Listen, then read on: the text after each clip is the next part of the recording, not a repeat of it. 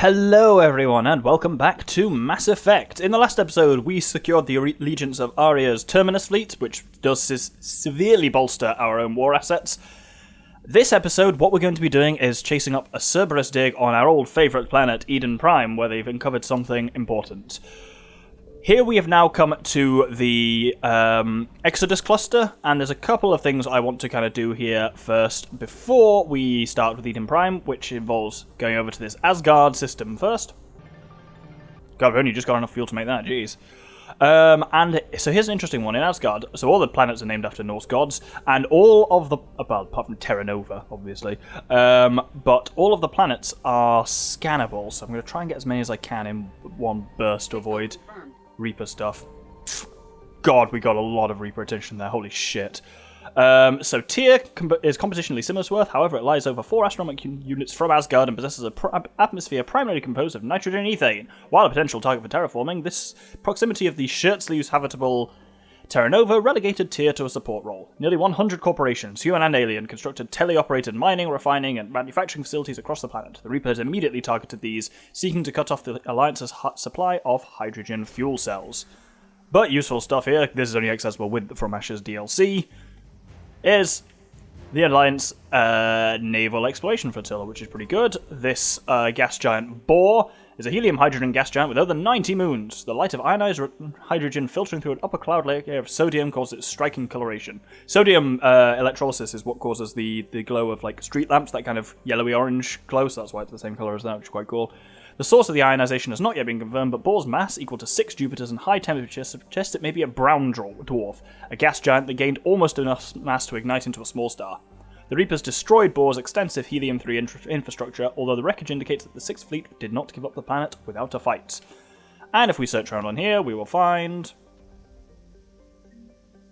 the remains of a Reaper destroyer, which is intel, which can get us some optional things, which is pretty cool. Now the thing is, where's the other one? We have to do some quick thinking to get all of these. So let's scan there, and we've definitely set off the Reapers. I hate that Reaper horn sound, it's fucking horrifying. But anyway, Loki, a small terrestrial world with little to recommend it. Local's one hemisphere is largely covered by ice, and the other by craggy basaltic highlands. The rough, varied terrain suggests an ancient cataclysm caused significant damage to the planet, reaching 6.5 astronomical units at perigee and 7.1 at apogee. Loki's unusual elliptical orbit reinforces this hypothesis. Beneath Loki's ice cap runs a naturally formed network of subterranean tunnels. These may have proven useful to Alliance forces in retreat. Nevertheless, any organics hidden there remain in peril, as Loki's atmosphere is inhospitable and Reaper scanning technology is efficient. But so too is the Normandy scanning technology.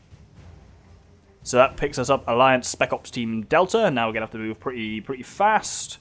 Oh! There we go. There's one more bit I technically need to get after this, so we'll have to do some thinking. Terra Nova! So this was where the Batarians tried to crash the asteroid into in the Bring Down the Sky DLC of Mass Effect 1. Terra Nova was one of the Class 1 colonization prospects discovered in the first wave of Alliance surveys in 2150. It was the second human extrasolar colony and the first one beyond the Charon mass relay, Pluto basically. It once boasted the highest population of any formally endorsed Alliance colony, but in recent years threats of Batarian attack caused many to emigrate. The name Exodus Cluster became all too apt. The Reapers landed on Terra Nova after a brief battle with the Alliance's Sixth Fleet. Aware it would lose, the fleet retreated in hope of meeting with allies and retaking the planet. Intelligence indicates that the Reaper force here is light, and debate rages over whether to try and liberate the planet, or whether such an effort would prove futile if the Reapers sent reinforcements. But what we're looking for is over here. And that gets us the Alliance cruiser Shanghai. Right, where's this final one? This final one is only fuel, so it's not going to be on my visualizer, but it will annoy me if there's an 80% stuck there. So let's see if I can get it. Oh god, that's a lot of Reapers. Fuck me. Whoop. Scan. Not fast enough. Oop. Ah, I saw it there. Did I get got? Oh, shit ass. They did get me. Damn it. So here I think we now have to do everything in the Asgard system again. So let's see if I can try and do this with fewer scans. If I scan this one here. Yeah, there we go. So that actually just contains some fuel here, this final one, which I wasn't super fussed about getting it, except for seeing that 100% little number is nice. So I'll just gather these all again quickly. Obviously, you can see now what happens if you're caught by the Reapers. You're just killed. But fortunately, this game's autosave system is pretty robust, so you don't have to really worry about actually losing much, other than, you know, time. Alright, let's see if I can dance around this guy. Oh, I'm too fast for you! And spoink! Yes! Haha. I think he may be on top of me when I get out of this planet, but we'll have to see how that goes. Basically, I should be doing this in 2 sittings rather than 1, but there we go. Let's try again. Having got that, let's roll. And get the fuck out of Dodge! Oh, nope. Oh, come on, come on, come on. Yes! There we go. Bit of trial and error, and eventually made it out of Asgard with the full 100%. Yeah, basically, once you've triggered Reapers, you then need to do a full, like, mission, like where you land on a planet and stuff like that before they'll be open to you again. But I managed to get it all in one, which is pretty nice. There's another couple of things we can get here. So this is quite nice, the Utopia system. Everything here is named after some kind of mythical paradise in Earth stuff. So there's Arcadia from Greek mythology, Eden from Christian mythology, Nirvana from kind of Eastern Buddhism, Xanadu from, I think, also Eastern stuff. Should know that a bit better. And Zion from, I think, Hebrew mythology, that's what Zion's from. But Zion is a hydrogen, helium, and gas giant, even larger than Jupiter. Despite its deep gravity well and lethal radiation, it supports a small helium-3 mining industry. The reason is simple. As the only gas giant in the Utopia system, it is the only local source of fuel for Eden Prime's power stations and spaceports. Zion has 112 natural satellites, ranging from orbital asteroids to the moon of Asphodel, which is large enough to retain a thick atmosphere. But there is something of interest for us here from a search and rescue perspective, which is some Prothean data files. Wonderful. With that, let's actually aim for what we're going for, which is Eden Prime. Do I need to scan this first? Surely not. Oh no, there's another one to get somewhere around here, isn't there? There we go. There's some cash or fuel or something like that. Yeah, a little bit of fuel. Always nice. Basically, fuel is kind of credits if you've not got full fuel, because then you have to pay for refueling. But yes, Eden Prime. This idyllic agrarian world was one of the first human colonies established beyond the Charon mass relay. Eden Prime's fertile biosphere drew heavy immigration from the Systems Alliance and other human organizations. In 2183, Eden Prime was attacked by a Geth force led by the rogue Spectre Saranarterius. Commander Shepard, responding to the attack, encountered a Prothean beacon that warned of imminent Reaper invasion. It is thanks to this beacon and the Commander's quick action that the galaxy has any chance of survival today. Although the Reapers rushed past much of the Exodus cluster in their plan to attack Earth, it is clear the war has come to Eden Prime. Distress signals have jammed all available frequencies, and fires burn in vast swaths across the arable land, and its once extensive monorail system is twisted metal. Cerberus has much to lose if word of their ruthless attack on the human colony gets out. What they stand to gain must be equally valuable. So here you actually have to take Liara as a kind of resident Prothean expert, but this is a nice time as well to show off Edie. So weapons-wise, I'll just add some modifications to mine quickly. So much like Liara, Edie just has pistols and submachine gun. She very much comes from a tech kind of background, so I'll just put some basic upgrades on her weapons as well. Levels-wise, I am going to slap some of my own into armor-piercing ammo, because this is quite a handy one to have, because then basically if I put armor-piercing on my sniper and disruptor on my assault rifle, I got kind of a rapid fire versus a heavy piercing weapon. Both are pretty nice. Liara will level up warp to number 4, because that's quite nice against armor, and we'll give it warp damage. Always nice. Edie! So she's got a similar thing to us. She's got Incinerate, which we have, Overload, which Garrus has, Defense Matrix, which I believe James has, Decoy is her usual one, distract opponents with this decoy, and Unshackled AI is her kind of just class feature. So let's grab some levels in all of these. Cool, and with that, we are ready to roll. Eden Prime. This is where it all began. Where the Prothean beacon gave you the vision that warned us about the Reapers. Eden Prime also marks Saren's first major attack with the Geth. Yes. And now, with Cerberus here, Eden Prime's colonists are under attack again. Seems like more than just 3 years ago. Records indicate that you lost a squad mate on Eden Prime. Yeah, Corporal Jenkins. Does returning to the colony cause unpleasant memories? It's okay, Edie. Jenkins was a good soldier. He'd be proud of what we're doing here.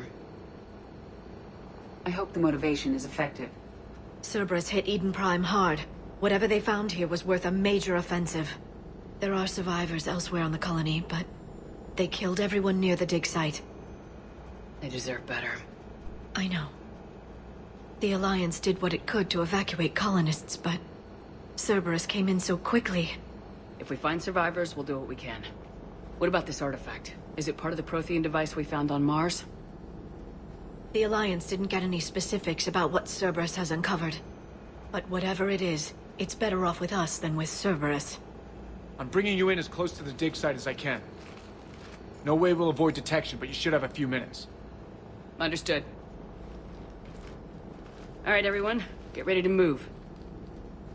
With luck, we can get to the dig site before Cerberus knows we're here.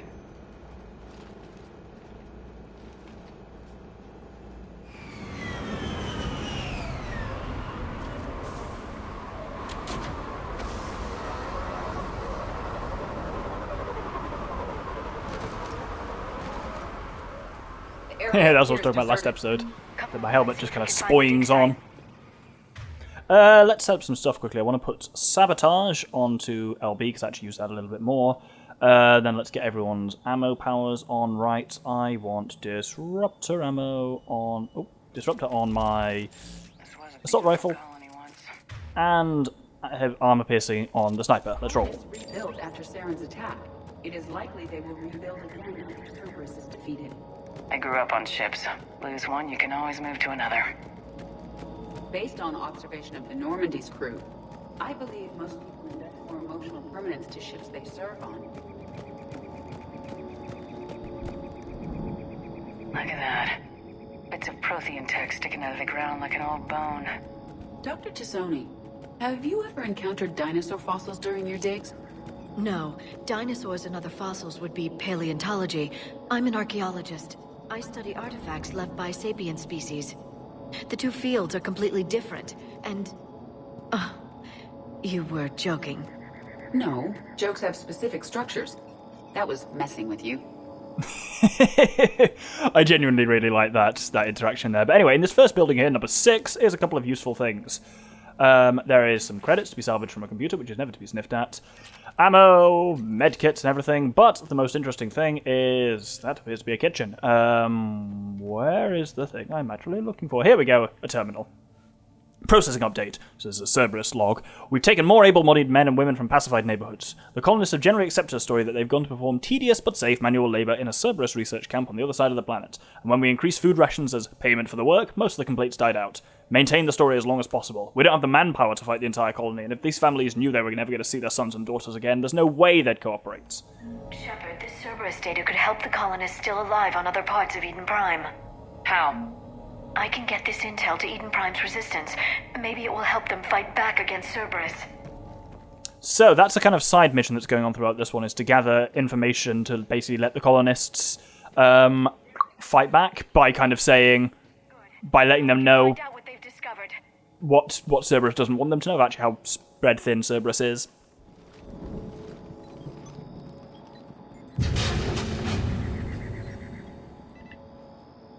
Goddess, that doesn't seem possible. It's not a Prothean artifact, it's... a Prothean. You believe Cerberus has recovered the corpse of a Prothean unmodified by Reaper technology. Cerberus hasn't uncovered corpses. This Prothean is alive. You're right. That doesn't sound possible. You saw Prothean stasis chambers in the archives on Ilos. The only reason those failed was a lack of power. Cerberus found this in an underground bunker. It still has power. He's been in stasis for the past 50,000 years, waiting for us. Think of what we could learn. What can you tell me about the Protheans? The people, not the technology. Given your experience with the Prothean cipher, you probably know as much about them as I do. The Prothean Empire spanned the known galaxy. They uplifted countless other species to help them join the galactic community. By galactic community, you are suggesting that Protheans had a structure similar to the modern council. Yes, exactly. Their cultural and artistic expression are actually quite close to those of the ancient Asari. And given their similar interests in helping other species, it's clear that they believed in interspecies cooperation. The way you describe them, they sound a lot like the Asari. I'm certain I'm coloring their culture with my own perceptions.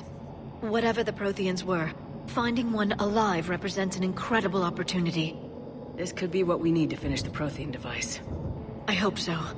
If this single Prothean was sent into stasis, he could be the foremost scientist of his time, or perhaps the wisest counselor.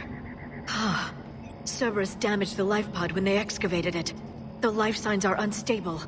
Then let's get him out of there. No, breaking open the pod would kill him. We have to find the command signal that ends the stasis mode. We also need to figure out how to physically open the pod without doing more damage. Cerberus took over the labs nearby to research what they found at the dig site. That's likely our best bet.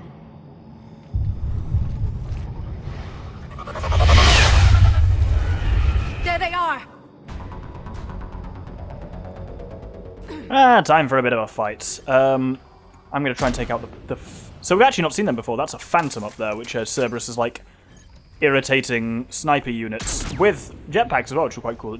Did that not kill her? That really looked like that should have killed her, but apparently it just went straight through her. Nemesis even, not Phantom. Hopefully she'll burn. Yep. Wonderful. I don't feel great about that, but there we go. Yep, exactly what I wanted from you, Liara. I didn't even have to ask you to do it. I'm just blowing people's heads off back here. And we got a Centurion coming in. Oh, that was thick. Before more of them come back. Good lord. So yeah, we'll be kind of intermittently fighting Cerberus throughout this mission. In this building here, number 5, is some useful shit that we want, specifically our next piece of intel. He says, again, this appears to be a kitchen. Oh no, it's just through here. There we go. Is it on this machine here? Yes, it is. Troop deployment update. Local resistance is heavy in the south and west sections of the colony. We've pulled most of our troops from the north neighborhoods to assist. All remaining troops in the north neighborhood continue standard patrol activities to maintain the illusion of a large presence in that area. If locals knew we were understaffed, they could do some serious damage. To help the colonists. The more we find, the better chance they'll have. Agreed. So there's only one more to find, and some more cash there, which is always great. And now, I believe we're probably going to have to do a bit of a fight here. Or not. Interesting. Let's head up here and see what we can see. You know me, I'm a snipery type, so nice little Overwatch point is always nice. Ah, Cerberus, excellent. So, their turret there. We'll have that. So, this is sabotage. That's now turned it on its allies. Or not. Well, we'll deal with that in a second. Kill some dudes from up here for now. Hopefully at least that thing down there will keep them a little bit distracted. Oh, dude. Oh, apparently I can't run down off the top of these. Excellent. Sabotage that again, I suppose. Oh, why did it spawn me pointing there? There we go. You can see slightly now the effects of the sniper rifle concentration module that slows down time a bit when I fire up the scope. It's very handy for just, like, quick aiming, definitely. Let's have ED... Oh, I need to put overload on map. But let's overload that to take its shields out, and then I can blast... Oh, that's why they call them armor-piercing rounds.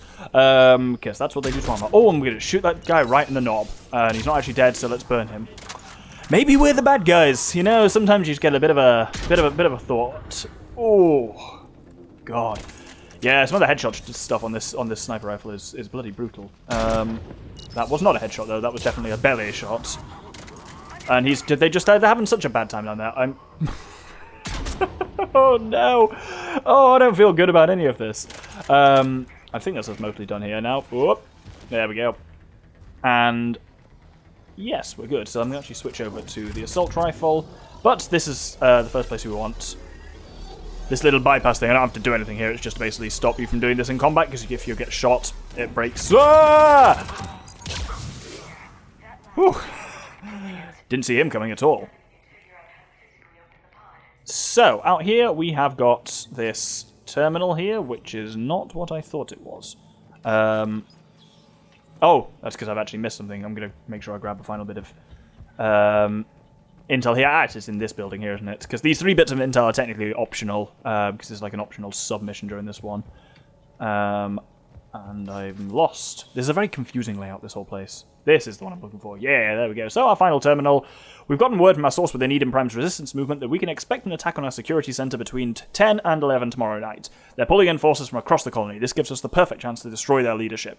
Once the attack is contained, allow Dr. William Cambiata to escape, firing near-miss shots to keep it realistic. He's given us good information, and with luck, the locals will see him as a daring hero and the only man to escape the Cerberus trap. They might even put him in charge. That will give Eden Prime's resistance movement a real chance to push Cerberus out of their colony. So, that finishes off that little side quest, and now we basically just need to go to where we actually just were, through there. And here is exactly what we're looking for.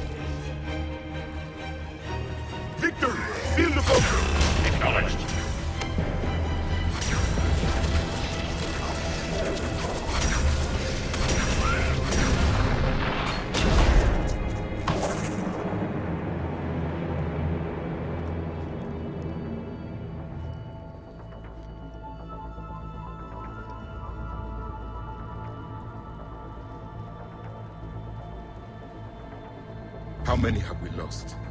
Reaper forces have destroyed approximately 300,000 life pods.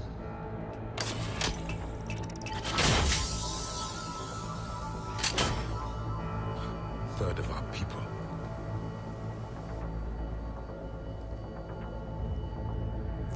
Alert! North side bulkhead cannot be sealed. Hostiles detected.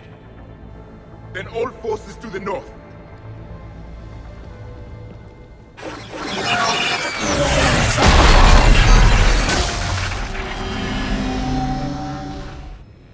I think I can duplicate that to open the life pod.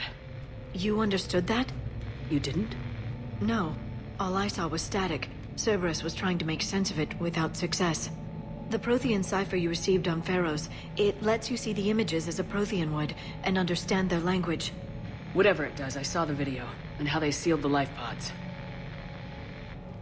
Perfect. Then we just need the signal they use to activate stasis mode. And I think we are going to hold it there for this episode. So we've come to Eden Prime and explored around a little bit and found a live Prothean is what Cerberus found. Next episode, we will be finding out a way to deactivate the pod. Thank you very much, and I hope you'll join me then. Good day.